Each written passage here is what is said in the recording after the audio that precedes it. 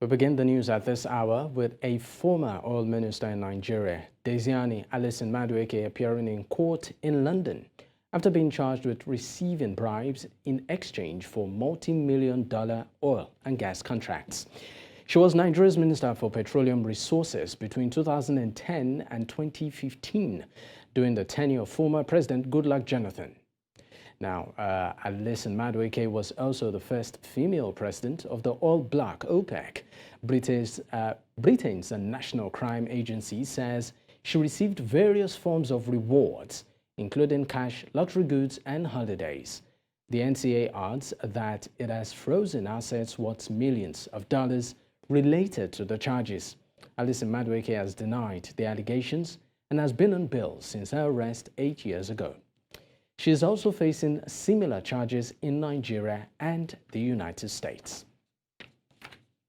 Now, joining me to further discuss this is Adeola Yusuf, is the team lead, Platforms Africa. Thank you so much for your time.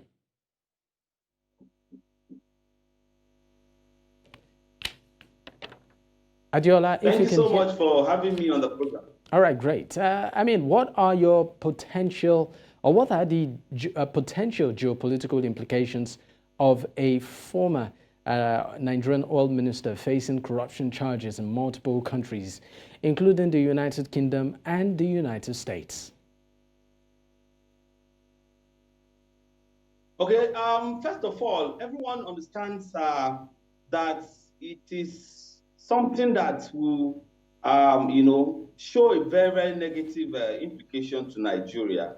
But it's important at this point to say that a trial is still ongoing. She will be presumed innocent until confirmed by that court. But that, is happening today, exactly a year, when another court in Nigeria, a federal high court in Nigeria, ordered forfeiture of 2 of our properties in Abuja, and 2 luxury cars, shows that, this is a very, very bad omen for a country that, is suffering. All its citizens are suffering, due to corruption in high places. We all understand and agree with me that Nigeria is still battling. Nigerians, over 200 million Nigerians, are still battling, fuel subsidy removal, the effect of fuel subsidy removal, as a result of how, people like this minister and others bastardize the economy. If you understand, what it means for a refinery, all the 4 refineries in the country not to be working, 445,000 barrels capacity refineries, all of them not working. And this minister was in place, doing, she will say that they have done this or that, but you could see that up to this moment, we are still talking of Nigeria importing, over 50 million barrels of, 50 million liters of petroleum products into the country every day. So while all Nigerians are suffering, buying the products at around 600 naira and so on and so forth, it is so mind-boggling to discover that a minister was sitting that once sat on that seat to make Nigerians happy at this moment is still, going through that trial in the UK. And you alluded to it in your opening remarks, this is not the only place where she's facing that trial. Remember, like I said earlier, October 2022, some of our, choice assets were of course, yes, to another by a high court in Abuja. So that is to show that a lot of things that ought to have been put in place why these people are in government were not put in place. And the more they face trial outside of Nigeria, the more they dent the image of this country. Now, talking about facing trial, outside of the country and also the image of the country, what do you consider as a fallout of this allegation vis-a-vis Nigeria's reputation in the international business sector and also oil industry? We know that this current administration is saying that the country is open for business. And of course, to do business, integrity plays a pivotal role. Do you think this will in any way rub off on the international business reputation of Nigeria? Okay. First of all, it's very, very important that I say that it is we have a battered image when it comes to international business, particularly the oil and gas business in the world before this incident. Remember that aside from the Discerni Gate, there is Malabu oil.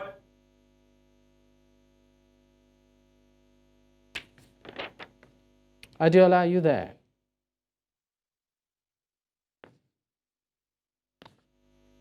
Adeola, if you can hear me.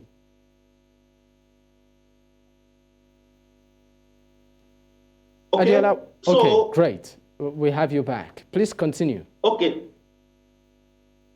Okay, so I said before this designing gate, there has been a lot of other, allegation, corruption allegation, corruption trials, even in that UK and outside UK and, all over the world. Remember, there is a Malabu $1.1 billion Malabu gate involving other set of ministers, in Nigeria, particularly in this oil and gas, sector. There is a lot of other incidences like that, corruption cases like that. So it's a battered image before the Zionist gate again is now even rubbing more, salt to that injury. But fact of the matter is that if you look at it, it's like a double-edged sword.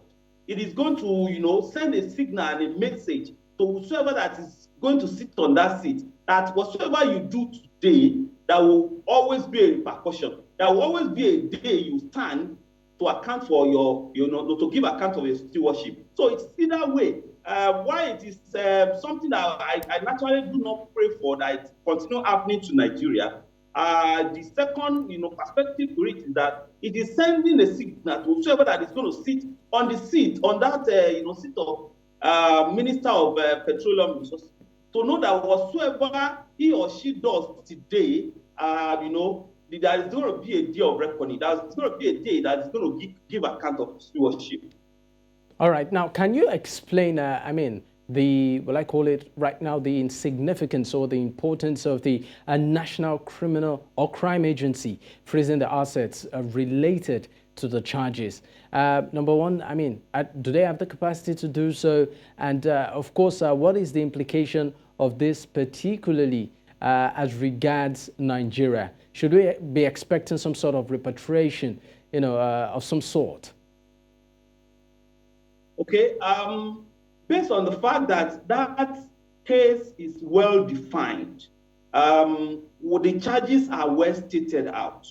And I want to believe that after this trial, ongoing trial, it's going to be, the prerequisite, the obligation or the perspective or the decision of the judge that is sitting on this case to determine, the punishment that will be apportioned to, the accused. But like I said earlier, she's still presumed innocent until proven, at that court of competence jurisdiction. But back to the question you asked about, frozen of assets by the agency, I think it's still within the purview of that agency to freeze. Most of the time, you will remember and agree with me that based on the global village nature of the world now, if a crime is committed somewhere and the trial is done somewhere, there is always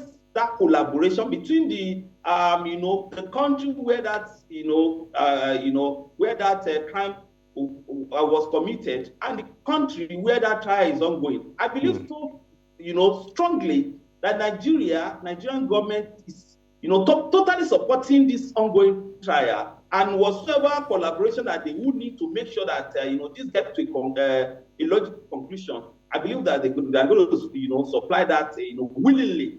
Right. But having said that, I believe that whatever that's supposed to be done on this case will be done. Remember that where this is, ongoing in the UK, even though there is no society that is perfect, you will believe, and agree with me that, little will you say of, allegation of maybe bribery on the all right, Adeola. whatsoever. I want to believe that this case will be, taken to a logical conclusion, and whatsoever that is expected to be done will be done. All right, Adeola, thank you so much for your time. And of course, team lead, Platforms Africa. Once again, thank you, Adeola Yusuf. My pleasure. Thank you so much for having me.